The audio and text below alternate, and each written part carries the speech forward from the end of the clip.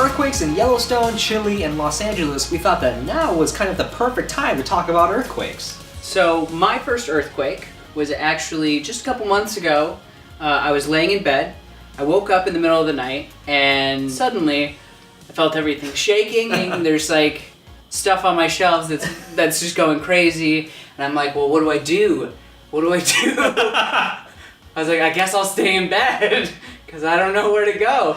And then suddenly it stopped. And suddenly it was over. It was done. It was done. No, yeah, I realized we grew up in Minnesota. We don't know anything about earthquakes or how strong they are. Like, that earthquake we experienced was like nothing. It was like, it shake around for a little bit, but we've never seen real devastation and destruction. And so we thought, let's take a look at how strong earthquakes are.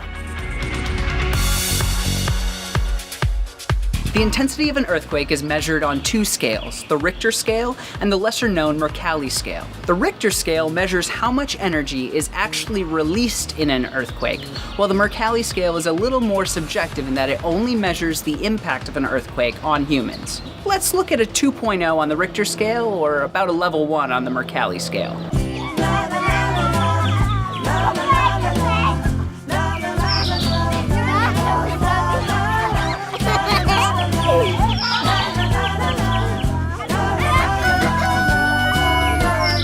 If we crank it up to a 4.0, or about a level 5 on the Mercalli scale, you begin to notice a little bit of shaking, and everyone in the area feels it.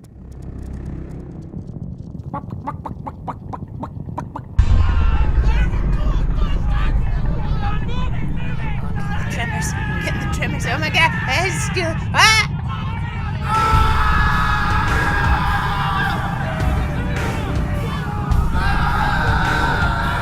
Moving up to a 6.0, or a level 9 on the Mercalli scale, you begin to see a lot of heavy destruction. Earthquake-resistant structures will survive, but suffer maybe light to moderate damage, while poorly constructed buildings are done for.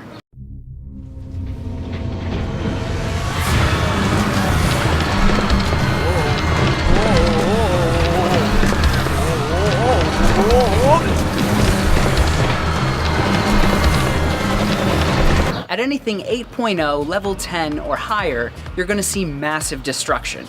Most structures will be destroyed, and death tolls can reach up to 1 million.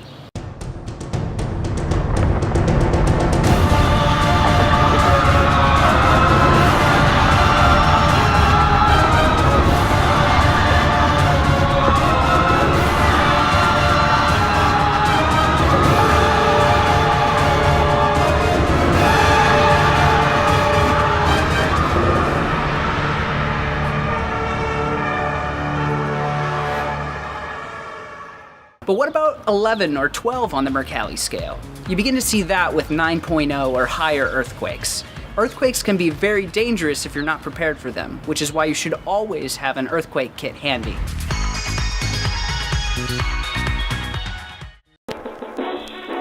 It's important to remember to always be prepared for the worst.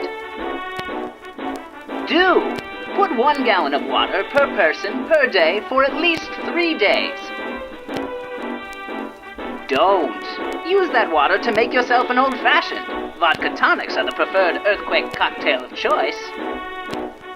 Do put in a battery-powered radio, flashlight, and extra batteries. Don't use the flashlight to tell ghost stories. People are scared enough already. Do prepare a proper first aid kit. Don't attempt major medical procedures with said first aid kit. Do stock dried canned goods and a can opener. Don't make SpaghettiOs your dried canned good of choice. Do pack extra blankets and extra clothing. Don't make them your favorite jerseys. Your sports heroes can protect you now.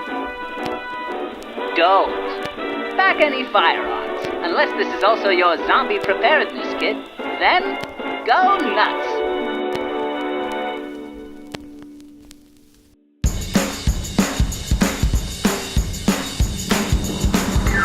After seeing earthquakes in action, you might be wondering, what are the most earthquake-prone places in the world? Well, we're gonna make it a little more interesting. We've got a big map behind us, and we're gonna take our guess as to what we think are the 3 most earthquake-prone zones out there. But here's the catch: we're gonna have to do it blindfolded. Okay. There we go. Round and round she goes. I don't remember which way I was facing. Okay. Alright, so we got the sides. I'm gonna say somewhere down south here. I'm gonna put one over here. By Japan. Greece. I don't know. I don't know where Greece is. So here we go. No, don't like this. Stop. Wait, where am I? Hold on. Okay. Oh. Okay. And walk forward. Oh. There's the map. Okay. Like the Pacific Ocean, right? Like the Pacific Rim. So, okay, we'll go right there. So, South America. Where's the map? Here. Like 5 hands. Where's the top? Okay, so right here. Boom. Done. Oh. The most earthquake-prone place in the world was Kathmandu, Nepal. Now that's because it sits at the base of where 2 tectonic plates meet and is the exact same thing that pushes up the Himalayan mountains to make it so tall. Now as you can see, Josiah and I did a really good job here. I think we're pretty close. The second most earthquake-prone place in the world is Istanbul, Turkey. Now that's because it also sits at the base of 2 plates, the African plate and the Eurasian plate. And what causes this is the African plate is constantly pushing up against the Eurasian plate. And Josiah was pretty close here, and in his heart he meant Greece, so we should probably give it to him. Now the third most earthquake-prone city in the world is Quito, Ecuador, and that's because the Nazca plate pushes up against the South American plate, which is the same thing that has created the Andes Mountains. Now, as you can see, this is pretty much the only one that Josiah and I were fairly close to. I hope you learned something new about earthquakes, and now you're ready for your first and/or next earthquake. You're welcome, and that's been your most important thing.